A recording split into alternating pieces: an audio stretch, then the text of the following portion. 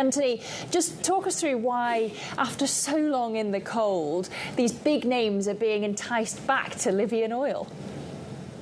Yeah, good morning, Lizzie. Well, I guess the first reason is that Libya has finally asked them because there's been so much tumult geopolitically, socially, with war there, the split between the oil industry as well, between two different basically ministries and national oil companies. So all these things over the intervening decade plus have really created lots of tumult in the Libyan energy sector, and we've seen production really plummet. So from levels of 1.6 to 1.75 max, they've gone to 1 million barrels or less at certain times.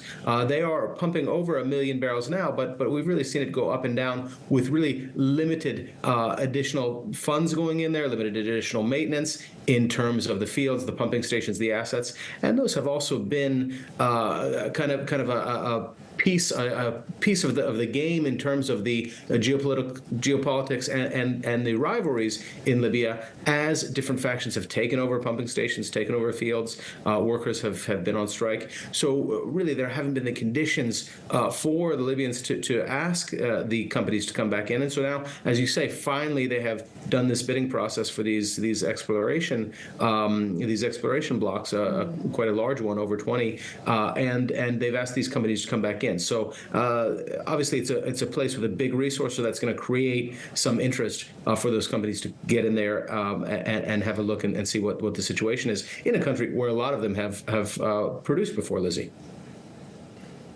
Well, yeah, but surely the infrastructure is going to need an upgrade, and surely that's going to need a hefty price tag.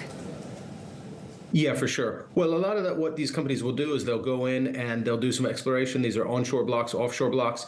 And what companies are doing these days now is they're looking and seeing if they can find a resource and seeing if it's close to some other infrastructure that's already there. And then they can do what's called a tie-in. So they just connect their field to existing infrastructure, which does require upgrades and additional investment in there. So they would be looking at, if they find some resources that they decide to go ahead and produce, they will be looking at some additional investment to do tie-ins, to create additional export capabilities. So yes, there will be some additional investment in there, but right now the upfront investment, the companies are going to pay for that exploration, see if they find anything that's worth developing, and then make those business decisions farther down the road.